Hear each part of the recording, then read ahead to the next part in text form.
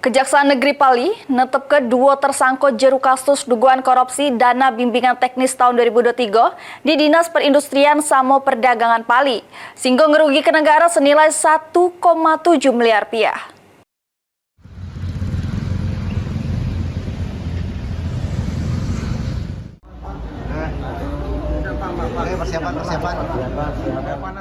Sesudah melakukan serangkaian penyelidikan sama penyidikan, serta memeriksa 90 saksi dengan 281 barang bukti, Kejaksaan Negeri Pali ini netep kedua uang tersangka jero kasus dugaan korupsi di Dinas Perindustrian dan Perdagangan Kabupaten Pali. Jero kasus ini, dua yang ditetapkan tersangka tersebut yaitu BD selaku pegawai di Disperindak Pali sama MB selaku Direktur CV Restu Bumi.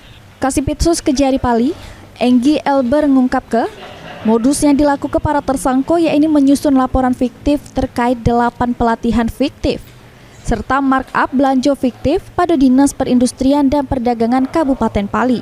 Sehingga berdasar ke audit Badan Pemeriksa Keuangan, kerugian negara diperkirakan mencapai 1,7 miliar rupiah.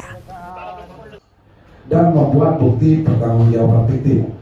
Berdasarkan laporan hasil audit penghitungan kerugian negara nomor PE 03 tanggal 28 Mei 2025 dengan kesimpulan terhadap kegiatan koordinasi, sinkronisasi dan pelaksanaan pemberdayaan industri dan peran serta masyarakat pada Dinas Perindustrian dan Perdagangan Kabupaten Pali ditemukan kerugian keuangan negara sebesar 1.382.382.027 rupiah dari total anggaran seluruh 2,7 miliar. Jadi berdasarkan bukti tersebut kita tetapkan tersangka pada hari ini 2 orang, KPA merangkap PPK dan Direktur CP STBUMI. Itu untuk kasus posisinya. Terima kasih. Idam, PAL TV.